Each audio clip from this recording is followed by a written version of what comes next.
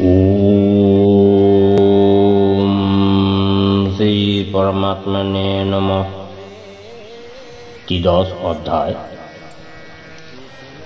ক্ষেত্র ক্ষেত্রজ্ঞ বিভাগ যুগ।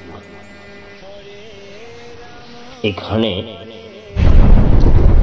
ভগবান শ্রীকৃষ্ণ বললেন, হে অর্জুন, এই শরীরকে ক্ষেত্র বলা হয় এবং যিনি এই শরীরকে জানেন তথ্যবিদ জ্ঞানীগণ তাকে ক্ষেত্রজ্ঞ নামে অভিহিত করেছেন। হে অর্জুন, সমস্ত ক্ষেত্রের মধ্যে ক্ষেত্রজ্ঞ অর্থাৎ জীবাত্মা আমাকে জানবে এবং ক্ষেত্রজ্ঞের অর্থাৎ বিকার সহ প্রকৃতি এবং পুরুষকে পৃথক যে জানা তা হলো জ্ঞান। এই আমার মত। সেই ক্ষেত্রে কি এবং কেমন, তা কিরূপে বিকার বিশিষ্ট, কি কারণে হয় এবং সেই ক্ষেত্রজ্ঞ কেমন, তার কিরূপ প্রভাব, এই সব সংক্ষেপে আমার কাছে শোনো।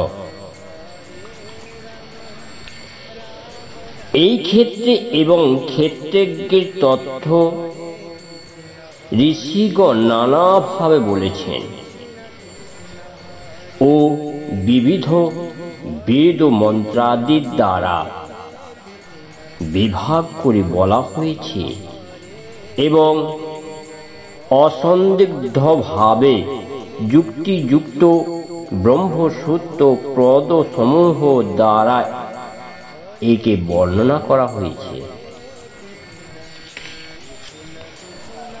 পঞ্চ মহাভূত অহংকার, বুদ্ধি এবং মূল প্রকৃতি, 10 ইন্দ্রিয় মন এবং পঞ্চ ইন্দ্রিয় বিষয় অর্থাৎ শব্দের স্পর্শ, রূপ, রস এবং গন্ধ এবং ইচ্ছা, দেশ, সুখ, দুঃখ, স্থূল দেহ, চেতনা ও ধৃতি, এই সকল বিকার সমূহযুক্ত ক্ষেত্রটি সংক্ষেপে বলা হল। নিজের মধ্যে শ্রেষ্ঠত্বর অভিমান না থাকা, অদাম্ভিকতা, কোনোভাবে কোনো প্রাণীকে কষ্ট না দেওয়া, ক্ষমা, মন ও বাক্যের সরলতা, শ্রদ্ধা, ভক্তি সহকারে গুরু সেবা, ভাবান্তর ও শুদ্ধি, আত্মসংযম ও ধৈর্য, এই ইহলোকে বা পরলোকে সর্বপ্রকারের ভোগের অনাসক্তি ও নিরহংকারিতার, জন্ম, মৃত্যু, জরা ও ব্যাধি রূপ দুঃখের পুনঃ পুনঃ দোষ দর্শন করা, স্ত্রী পুরুষ, গৃহে এবং ধনাদিতে অনাসক্তি, মমত্ব শূন্যতা এবং প্রিয় ও অপ্রিয় প্রাপ্তিতে সর্বদাই চিত্তে সমভাব থাকা।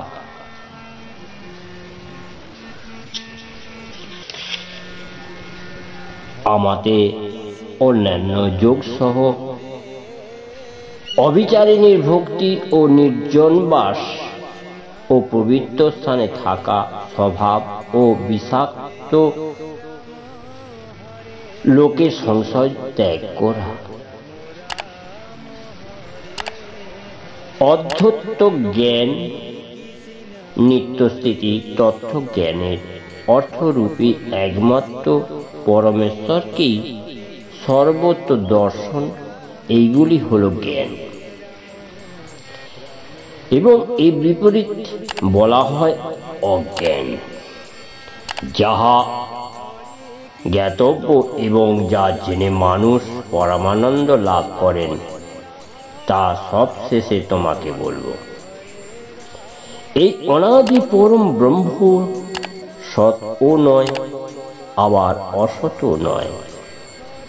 তার সর্বদিকে হস্ত ও পদ, চক্ষু ও মস্তক, মুখ ও কান, কারণ তিনি সমগ্র জগৎকেই ব্যক্ত করে বিরাজিত আছেন। তিনি সমস্ত ইন্দ্রিয়ের বিষয়সমূহের জ্ঞাতা হয়েও প্রকৃতিপক্ষে সমস্ত ইন্দ্রিয় রহিত এবং অনাসক্ত হয়েও সকলের ধারক ও পোষণ, নির্গুণ হয়েও সমস্ত গুণের ভোক্তা।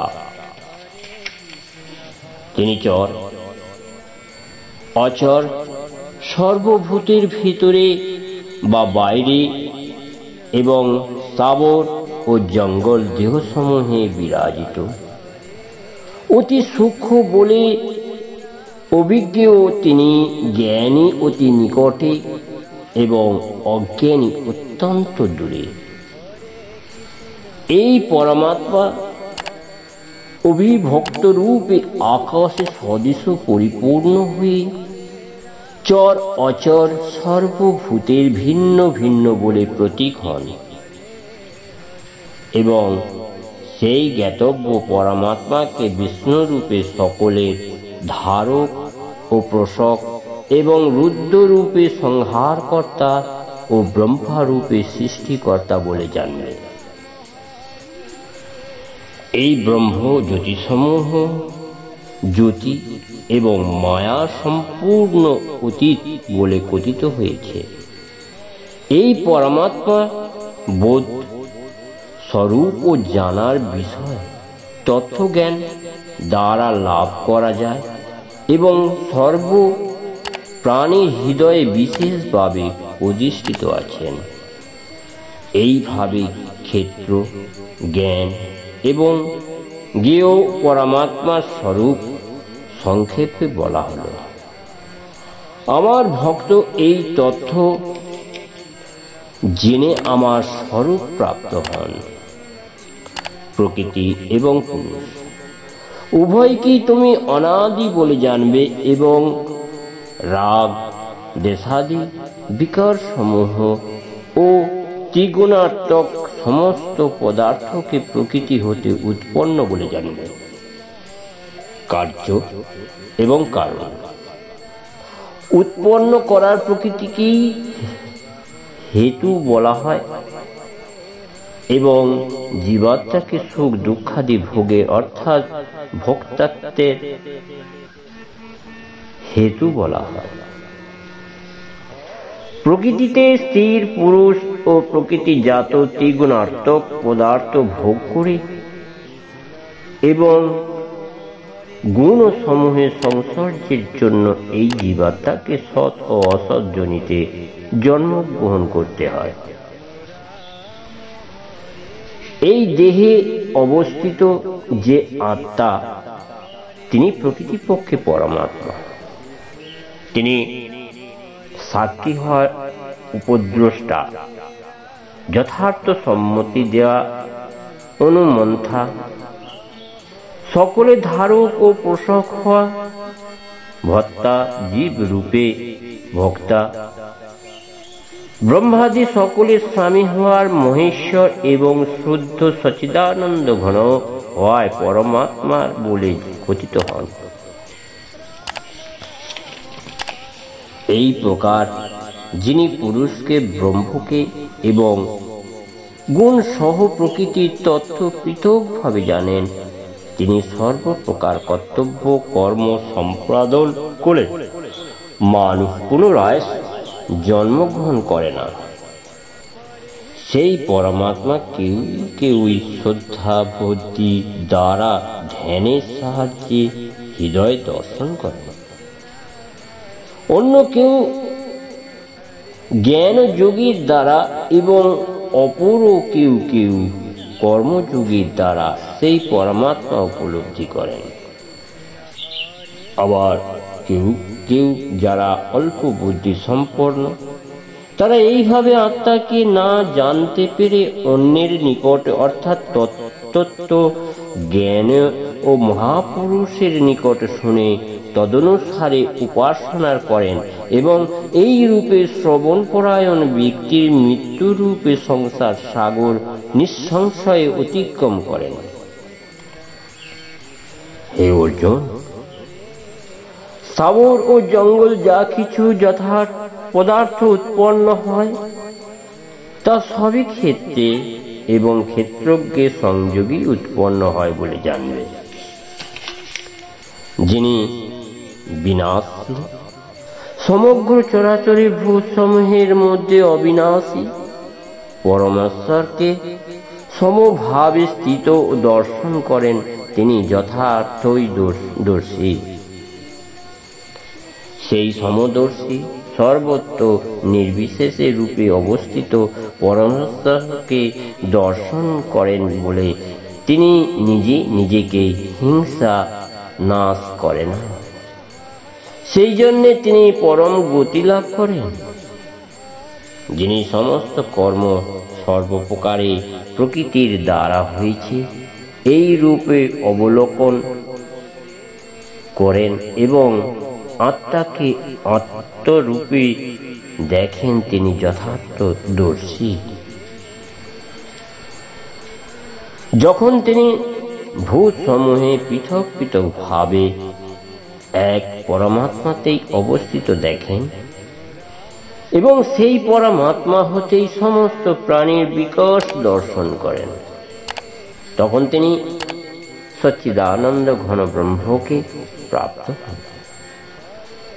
হে অর্জুন, এই পরমাত্মার অনাদি ও নির্গুণ হওয়ায় অব্যয়, সেই হেতু শরীর সমূহের অবস্থিত থেকেও প্রকৃতি পক্ষে তিনি কিছুই করে না এবং লিপ্ত হয় না। যেমন আকাশ সর্বব্যাপী হয়েও অতি সূক্ষ্মতার জন্য কিছুতেই লিপ্ত হয় না, আত্মাও সেই রূপ দেহে সর্বত্র অবস্থান করলেও নির্গুণ হওয়ার দৈহিক গুণাদিকে কখনো লিপ্ত হয় না। হে অর্জুন, যেমন একমাত্র সূর্য সমস্ত ব্রহ্মাণ্ডকে প্রকাশিত করেন, তেমনি এক আত্মা সমস্ত ক্ষেত্রকে প্রকাশিত করেন। এই প্রকার ক্ষেত্রে ও ক্ষেত্রজ্ঞের প্রভাব এবং প্রকৃতি ও প্রকৃতির কার্য হতে মুক্ত উপায় যার জ্ঞান চক্ষুর দ্বারা তত্ত্ব উপলব্ধি করেন, সেই মহাত্মা গণ পরম ব্রহ্ম পরমাত্মাকে লাভ করেন।